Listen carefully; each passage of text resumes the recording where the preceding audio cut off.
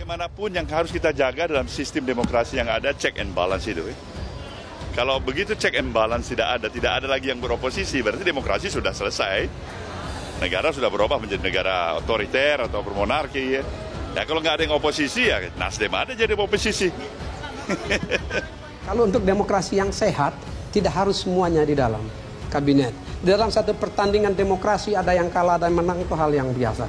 Nah, kita perlu cerdas sebagai pemenang dan cerdas juga sebagai yang kalah dalam mengisi semua ruang pembangunan negara di dalam ataupun di luar kabinet. Kan apa yang dinyatakan oleh Pak Jokowi bahwa target kita jelas 2045 kan.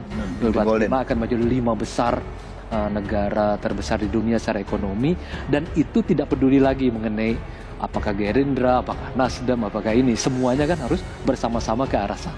Strategi setiap partai, kedaulatan setiap partai punya kalkulasi politik sendiri. PDI tidak intervensi di situ. Hanya jangan sampai skala prioritas yang ditetapkan oleh Pak Jokowi kemudian bergeser sehingga kontestasi menjadi terlalu dini, apalagi kalau yang dicalonkan itu punya policy yang berbeda dengan Pak Jokowi. Netizen yang tahu ini semua kemudian merubah nama Partai Nasdem menjadi Nasdrun, gabungan antara Nasdem dan Kadrun. Ya, jadi mereka menganggap Partai Nasdem ini sudah mulai ikut-ikutan menjadi Kadrun. Kenapa? Ya karena kita tahu rekam jejak Anies seperti apa. Overconfidence gitu, terlalu percaya diri bahwa rakyat akan menelan mentah-mentah apapun keputusan partai. Salah. Rakyat sekarang sudah pintar-pintar memilih dan memilah gitu. Memilih partai mana yang terbaik dan memilah partai mana yang harus dibuang ke tempat sampah.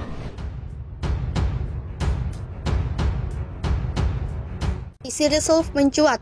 Pengamat jika Nasdem oposisi bisa bangun keseimbangan politik. Isi resolve kabinet mencuat usai penetapan Anies Baswedan menjadi bakal calon presiden 2024 dari Partai Nasdem. Dorongan resolve semakin menguat setelah salah satu politikus Nasdem menyebut Anies merupakan antitesis Joko Widodo.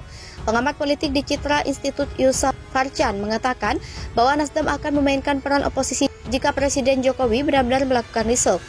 Kehadiran Nasdem di sini dinilai akan membangun keseimbangan di dalam politik. Menurut Yusa, meskipun Presiden punya hak prerogatif untuk mengganti anggotanya kabinetnya, idealnya resolve harus dilakukan berbasis kinerja. Apalagi Nasdem tidak melakukan pelanggaran dalam mencalonkan Anies sebagai capres sehingga harus didepak dari kabinet. Namun kata Yusa, jika Nasdem tetap harus dikeluarkan dari kabinet akan lebih baik apabila disertai dengan argumentasi yang kuat terkait kinerja menteri-menteri Nasdem agar publik juga bisa menilai bagaimana kinerja para menteri Nasdem yang duduk di posisi Menteri Komunikasi dan Informatika, Menteri Pertanian, dan Menteri Kehutanan dan Lingkungan Hidup. Karena bagaimanapun tambah dia kontribusi Nasdem yang mengusung Jokowi sejak periode pertama pemerintahannya tidak bisa dibatalkan, tidak bisa diabaikan begitu saja. Kantongi hasil pemeriksaan Lukas NMB oleh dokter Singapura, KPK periksa ulang ke IDI. Penyidik Komisi Pemberantasan Korupsi mengantongi hasil pemeriksaan kesehatan Gubernur Papua Lukas NMB oleh tim dokter dari Singapura. Hasil pemeriksaan tersebut akan diperiksa ulang oleh tim kesehatan dari Ikatan Dokter Indonesia atas permintaan KPK. Hasil pemeriksaan tersebut didapat penyidik KPK dari kuasa hukum serta dokter pribadi Lukas NMB. Tim kuasa hukum dan dokter pribadi Lukas menyerahkan hasil pemeriksaan tersebut saat memenuhi undangan penyidik KPK pada Senin 17 Oktober 2022 kemarin. Untuk diketahui, tim kuasa hukum serta dokter pribadi Lukas NMB sempat bertemu dengan penyidik KPK yang dipimpin oleh Direktur Penyidikan Brigjen Asep Guntur Rahayu Senin kemarin. Pertemuan itu dalam rangka membahas kondisi kesehatan Lukas NMB. Tim kesehatan dari IDI rencananya akan berangkat ke Jayapura untuk memastikan kondisi kesehatan Lukas NMB dalam waktu dekat. Dokter KPK, IDI, dan dokter pribadi Lukas NMB bakal membahas lebih detail teknis pemeriksaan Lukas di Jayapura. Upaya ini, kata IP, dilakukan KPK untuk memberikan kepastian hukum serta menjunjung tinggi hak-hak Lukas NMB. Lukas sempat menjalani tes kesehatan oleh tim dokter pribadi di Singapura. Hasilnya Lukas disebut mengalami kelemahan pada ekstrabitas atau gangguan gerak dan bicara. Oleh karenanya, Lukas berencana dilakukan MRI di Rumah Sakit Umum Daerah Jayapura. Sebelumnya KPK telah menetapkan Gubernur Papua Lukas NMB sebagai tersangka. Berdasarkan informasi yang dihimpun, Lukas diduga terjerat sejumlah dugaan kasus korupsi.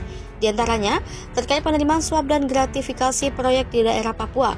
Lukas ditetapkan sebagai tersangka bersama sejumlah pihak lainnya. Sayangnya, KPK belum membeberkan secara detail siapa saja yang jadi tersangka serta konstruksi perkara yang menjerat Lukas NMB. Lukas telah dicegah bepergian ke luar negeri oleh Direktorat Jenderal dan Imigrasi Kementerian Hukum dan HAM atas pemeriksaan KPK.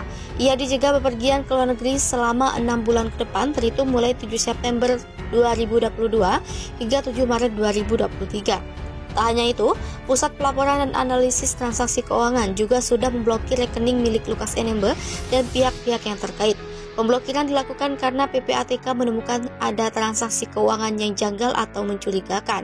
Informasi terbaru, ada temuan PPATK terkait transaksi keuangan Lukas yang mengalir ke rumah judi alias kasino di luar negeri. PPATK menyebut jumlahnya hampir 0,5 triliun. KPK sedang mendalami temuan PPATK tersebut. Senior PDIP nilai Nasdem ngomong ke diri sendiri soal desakan out koalisi. Ketua Umum Partai Nasdem Surya Paloh mengungkapkan ada pihak yang meminta kepada Presiden Joko Widodo untuk mengeluarkan Nasdem dari koalisi. Politikus senior PDIP Hendrawan Supratikno menilai Nasdem sedang bertarung dengan dirinya sendiri.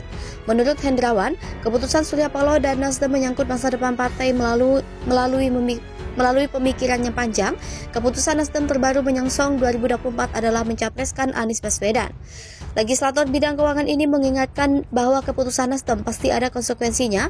Suasana batin seperti itu menurut Hendrawan yang sedang menggelayuti Nasdem dan Surya Paloh. Surya Paloh sebelumnya memang mengungkapkan ada pihak yang meminta kepada Presiden Jokowi untuk mengeluarkan Nasdem dari koalisi. Paloh menyebut hal itu merupakan suatu tantangan yang perlu dihadapi. Meski begitu, Paloh menegaskan tidak ada yang berubah dari komitmen Nasdem. Dia menekankan bahwa Nasdem akan tetap mendukung pemerintahan Jokowi Ma'ruf Amin sampai pemilu 2024. Rumahnya digusur atas perintah Anies Baswedan. Ex-elit Nasdem, gubernur jahat kami mengutukmu. Politikus dan aktivis Wanda Hamidah mengatakan dengan tegas bahwa Anies Baswedan adalah seorang gubernur yang zalim. Dirinya yang diketahui merupakan mantan ketua DPW Nasdem DKI Jakarta ini mengatakan hal tersebut setelah dirinya mengaku mendapatkan perlakuan tidak menyenangkan. Menurutnya, rumah yang telah ditinggalinya sejak 1960 itu berusaha dikosongkan dengan paksa atas perintah mantan Menteri Pendidikan tersebut. Selain itu, dalam unggahan lain memperlihatkan Om dari Wanda Hamidah sampai terkapar imbas penggerudukan Satpol PP. Bahkan Wanda Hamidah turut meminta bantuan dari para netizen agar memviralkan penggerudukan Satpol PP DKI Jakarta ke rumahnya. Sebelumnya, artis dan politikus Wanda Hamidah cium adanya dugaan tindakan sewenang-wenang Gubernur DKI Jakarta kala rumahnya akan digusur Pemprov DKI Jakarta. Kabar ini disampaikan langsung oleh Wanda Hamidah melalui unggahan pada akun media sosial Instagram pribadinya bernama @wanda_hamidah yang telah terverifikasi. Dalam unggahan pertama tentang penggusuran rumahnya, Wanda Hamidah membeberkan adanya dugaan tindakan kurang etis. Dalam keterangan yang disampaikan Wanda Hamidah, rumah tersebut sudah ditinggalinya sejak 1960 silam ini. Selain itu, Wanda Hamidah juga membeberkan adanya pemaksaan penggusuran dengan memerintahkan aparat serta mengirimkan alat berat. Selain itu, Wanda Hamidah juga meminta perlindungan hukum oleh Presiden Joko Widodo hingga Menko Polhukam Mahfud MD. Pada video lainnya memperlihatkan aparat sampai menggoyang-goyang pagar rumah Wanda Hamidah guna melakukan penggusuran. Dalam video lain, terpantau adanya diskusi antara pihak keluarga Wanda Hamidah dengan pihak-pihak yang akan menggusur kediamannya. Hingga berita ini tayang masih belum diketahui pasti kenapa rumah Wanda Hamidah yang sudah didiami sejak 1960 bakal digusur.